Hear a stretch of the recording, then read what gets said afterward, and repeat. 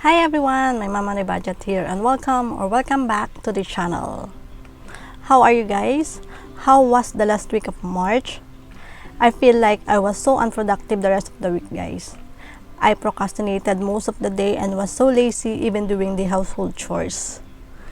I feel like this is one of those days or weeks where I don't want to do anything and just laze around. I don't know, guys, if unconsciously I just want to rest because of all the stress in preparing my mom's surprise birthday party 2 weeks ago. So yeah, but do you guys experience that? Those days that you don't want to do anything, and how do you motivate yourself to get up and do the things that you have to do? Let me know in the comment section below.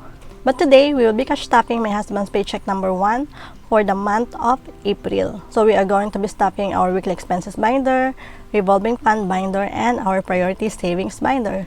So let's go ahead, guys, and get started and count how much we have for today. Okay, so we have 1,000, 2,000, 3,000, 4,000, 500, 5,000, 500, 6,000, 500, 7,000, 500, 8,500, 600, 700, 800, 900, 9,000, 100, 200, 300, 400, 500, 600, 700, 800, 900, 10,000. So we are going to be cash stuffing a total of 10,000 pesos. Plus, I have an extra 1,000 pesos here, guys, which is from my sister-in-law. So this is for my birthday. So yeah, we're going to add this here. And we are going to be stuffing a total of 11,000 pesos. So let's go ahead and start with our weekly expenses binder. But first, let's go ahead and stuff any leftover money so we can have a fresh envelope for this budget period. Okay, so in food, we still have 100 pesos, and we'll put this to the side, and then later on we'll stuff this in our leftover envelope. Philippines is empty. In food delivery, still have the 500 pesos that we budgeted last time. We'll also put this to the side and then later stuff that into our leftover envelope. And then in miscellaneous, we still have 100 pesos. Later we'll stuff this in our PCF envelope. Okay, now let's go ahead and start stuffing our weekly expenses binder. Okay, so food will get 1,600 pesos. Let's do 500 and 600 peso bill. So 2, 3, 4, 5, 6. Okay, so let's double check, guys. 500, 1,000, 100, 200, 300, 400, 500, 600 pesos. So this is our budget for the first half of April, or for 2 weeks, guys. So I like also to divide our food budget on a weekly basis, and that is to avoid overspending on the first week and then nothing for the second week. So for this week, it will get 800 pesos, which is going into our food envelope. And then the remaining 800 pesos will go into our holding binder, which will be our budget for the following week. And also, guys, our food budget is mainly for our weekly supply of meat, vegetables, eggs, and any other food items or household items and personal items that we will need for the month are included in our monthly grocery, which we pay using credit card. And that is why we don't have a grocery envelope. Okay, so food is done. Wilkins will get 500 pesos. And this is for our drinking water. Then we have food delivery. This will also get 500 pesos. And this is if you are craving for, Jollibee or McDonald's or Burger King. This is our budget for 2 weeks. So if we spend this on the first week, then we'll have to wait again for the next budget period to have something in our food delivery. Next up is miscellaneous, and miscellaneous will get 300 pesos. 1, 2, 3, and miscellaneous, guys, is for any other expenses that are not included in the first 3 categories, or if we run out of laundry soap or dishwashing soap, or if our food budget for the week is not enough, then we will dip into our miscellaneous envelope. Okay, and then we have allowance, which is for my son's school allowance. This will get 100 pesos.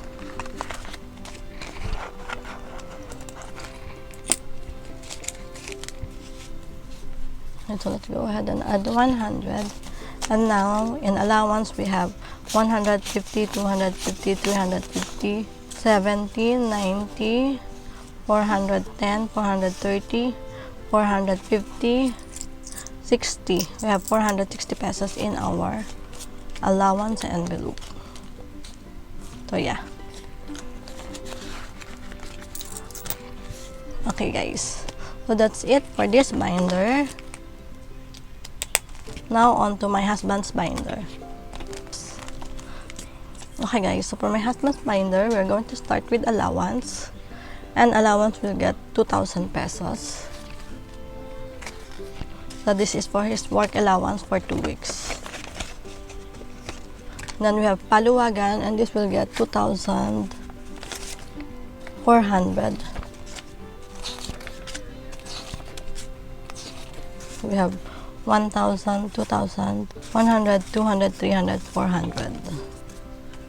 Okay, so paluwagan is done.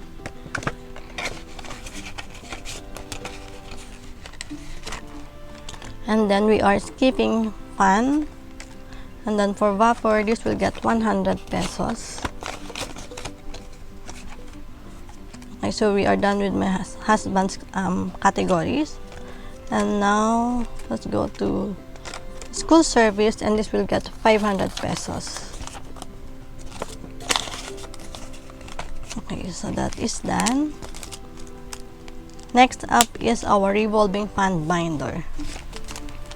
Okay, so gas will get 100 pesos. But I don't have any 100 peso bills, so let's just take this 500 pesos and 1, 2, 3, put back 400 pesos. So now in gas, we have a total of 500 pesos. And I will update my tracker later, guys. Okay, so gas is done. And gas, guys, is our LPG or cooking gas or home gas. Next is vitamins. And vitamins will also get 100 pesos. And I think I just want to use 500 also. 1, 2, 3, 4, 5. Let's do a mini bill swap. And then let's get 100 pesos. Okay, so now in allowance, vitamins rather, we have 1,650. So we have 1,650 pesos. And I haven't buy my son's vitamin, guys. Maybe later. So yeah. And then family trip. This will get 100 pesos as well. All this. At 100, and then now we have 100, 200, 300, 400, 500 pesos. And family trip, guys, is for our monthly visit to the province to visit my mom. So this will cover part of our toll fee and drive-thru. So family trip is done. Next is food vapor, and food vapor will get 100 pesos. I used to have a goal of 1,000 pesos, guys, for my food vapor, but now I think I want to, increase that. So in food vapor, we have 100, 200, 300, 400, 500, 600, 700, 800, 900, 1,000, 100, 200. So now we have 1,200 pesos in food vapor. Okay, and then we have PCF, and PCF will get the leftover from miscellaneous, which is 100 pesos. Okay, so let me just quickly update my tracker, guys. Today is April 1.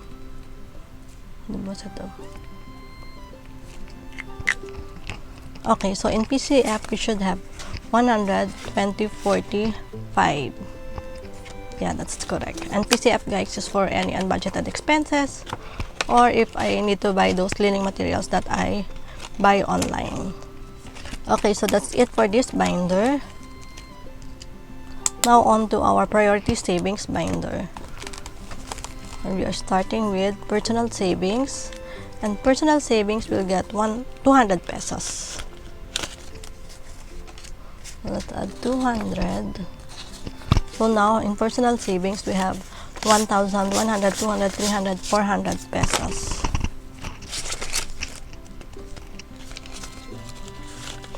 We are slowly building up our personal savings. Then next is that fund, and this will get 500 pesos.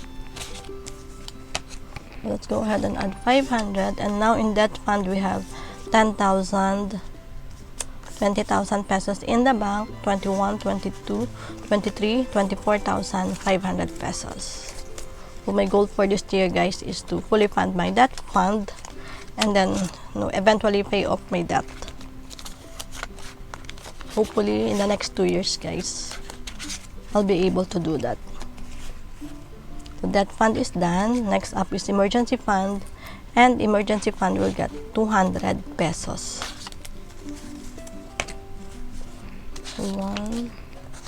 200, and now we have 1,000, 100, 200, 300, 400, 500, 600. So we have 1,600 pesos now in that fund. I mentioned last time that I used our emergency fund to help us fund my mom's surprise birthday party.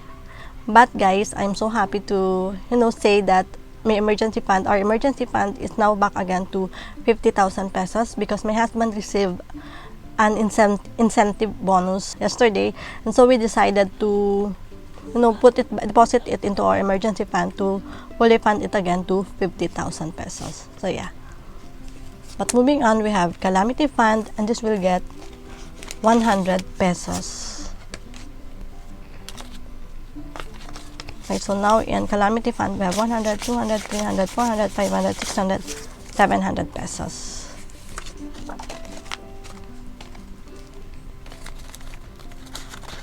Okay, so that is done. Next up is our holding fund binder. Okay, so for our holding fund, we have our savings challenges, which will get 500 pesos. And we'll just pop this in, guys, and we'll do a separate video for this. Next up is sinking fund, and sinking fund will have the remaining 1,000, how I wish, but 100 pesos, guys, and we'll just pop it in and then let it accumulate, and then once we have enough, we'll do the breakdown and cash stuffing. Sinking fund is done. Then for leftover, we have a total leftover of 600 pesos from our food and food delivery. And then we also have, since it's already April, so what we're going to do is we're going to transfer this into our savings challenge. And so for the month of March, we have a total leftover of 500, 600, 750, 800 pesos, 810 pesos rather, guys. And we are going to put it in our savings challenge to help us, with our savings challenge. Okay, so that is done. And for this 1,000 pesos birthday gift that I received from my sister-in-law, I think I'll just put it for now in my spending envelope because I am eyeing, guys, a crossbody bag. I really wanted to buy that crossbody bag. So for now, I'll just put it in my spending envelope, and I have 1,500 pesos now in my spending envelope. And that's it, guys, for today's cash stuffing. If you reached this part of the video, thank you so much, guys, and I am always so grateful to each and every one of you. If you haven't subscribed to the channel, please do consider subscribing to help our family grow and join me in my journey to financial freedom. Keep safe, everyone. God bless, and I'll see you next time. Bye.